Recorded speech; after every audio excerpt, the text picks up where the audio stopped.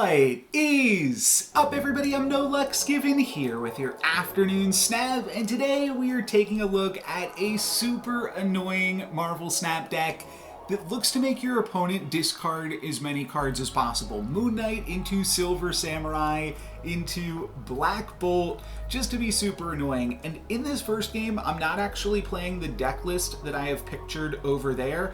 Seeing Kamar Taj in this first game, this was one of the first games I played with the deck with a slightly different list.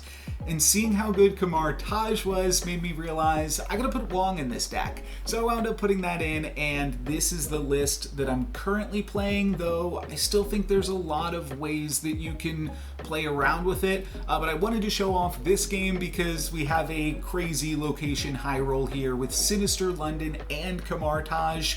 Moon Knight might be able to make my opponent discard 3 cards this game if we can win the 50-50 and land that into Kamar Taj. But there's a bunch of other cool cards in the deck that you could potentially play, or cool cards, annoying cards. You could play Spider-Ham and Black Widow for like additional hand disruption if that's the route that you want to go. But for this one, I'm just running this discard suite here. Moon Knight does indeed land into Kamar Taj, and we take my opponent's Jubilee, Dracula, and Jane Foster. Jane Foster being super important because that would otherwise allow my opponent to restock their hand on the final turn of the game. And now we don't have to worry about that. Turn 4, I don't draw Silver Samurai, unfortunately, so I'm just going to have to settle for Stature into Sinister London, and my opponent has a pretty good play here with Lockjaw plus Mjolnir, and that Mjolnir is going to land into Kamar Taj before the first Mjolnir flips away from Lockjaw, but that means that their Thor is going to get triple Mjolnir pumped. So they've got a huge Thor in Kamar Taj, and they're actually beating us in Sinister London by a little bit, but we're going to continue to disrupt my opponent here. I'm going to play Black Bolt into Sinister London, and that's going to make my opponent discard whatever they don't play this turn. And they actually decide to play nothing, and you'll see why. We discard their Wasp, and then we discard their Infinite. They skip turn 5, hoping to Infinite on the final turn of the game, but now we take that option from them with Black Bolt. Black Bolt being able to discard a 6-cost card means you know you're doing something a little bit spicy. We'll finish this game off with Iron Man into Sinister London and Nidavellir, and my opponent's America off the top is not going to be enough to allow them to overcome me in those locations. So we will take them there for 8 cubes. I want to take a look at one more game with a slightly more, this is going to be a game using the deck list on that side of the screen. I just played this game just a few moments ago, and like I said, I'm still toying with some of the pieces in this deck. I threw in Wong because Kamar Taj was great for me, and then from there I put in White Tiger as well, and I cut Jubilee and Iron Lad. Those were the cards I was previously playing in their place. I'll talk about some of the other cards here while we are searching for this opponent. Black Cat, that is part of the reason I'm playing this deck. Black Cat just got a buff to a 4/9. It was a 3/7 previously. And if you're going to play it in a Zabu list, which I think is a good thing to do, then it's basically just a buff, because now you've got Black Cat with a little bit more additional power. We can get it back with Ghost Rider. We can get it back with Hela for some crazy high rolls at the end of the game. Hela is really just being fueled here by Moon Knight and by Silver Samurai, but all the cards in our deck are still pretty strong. It's a little bit more of like a mid-rangey deck. I've heard people refer to this strategy as Jund, because you're not trying to do anything super crazy with your Hela, and you're trying to play as much or a little bit of disruption.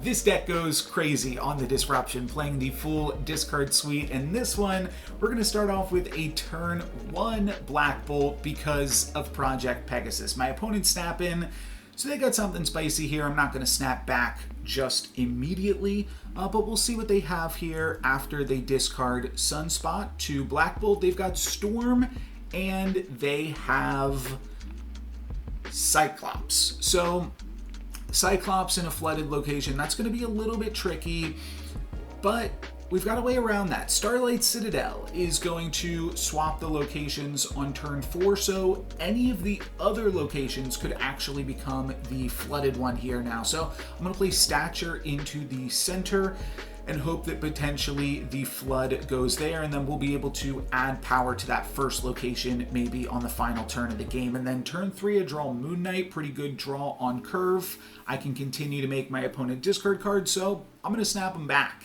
And we will just continue to play to those other locations, so that way no matter where the flooded location goes, we'll still have a little bit of power there. My opponent continues to add power to that first location. That's got to be with Jeff at this point, because they are... Oh, and what did they discard? I just missed it here in the commentary. Wave, right. Okay, well that's an important one potentially to get out of the way. We can tell my opponent is a pretty stock high evo lockout wave list. We've seen this deck a lot before. Turn 4 is a little bit awkward for me because I don't know which location is actually going to become the flooded one here, so a little bit of a gamble as I play Wong. But if I play Ghost Rider, I will get back Silver Samurai and discard my White Tiger, which didn't really seem great for me because then I would have White Tiger but I wouldn't have Ghost Rider to get it back. So I just play Wong Center and I luck out. The flooded location goes to where I have my Moon Knight, so I'm winning over there. For right now, they can still move Jeff, which just got a bump from their Misty Knight, but I can play White Tiger on Wong, and what I'm really hoping for here is one White Tiger in both the flooded location and in the Starlight Citadel. That way I'm still competitive in Starlight Citadel and I lock in that flooded location, and that is exactly what I get here. So this is going pretty well for me, I have to say. And then I draw Leader on the final turn off the top, and Leader I think definitely fits the bill of, if you were playing a deck to be annoying, to be able to play Leader on the final turn seems great. I almost played Dr. Doom in this deck as well, but Leader has additional synergy with Silver Samurai.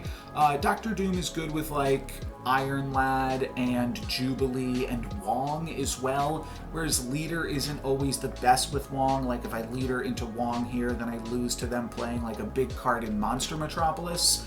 So Dr. Doom definitely does have some utility as well, but Leader I think was potentially better for us in this slot, especially because my Leader takes my opponent's Dr. Doom. So there you go. You can have them both. You can have your cake and Dr. Doom them too, and that's going to allow me to get 8 cubes. That's going to be it for me today. Thank you guys very much for watching. I'm No Luck's Given.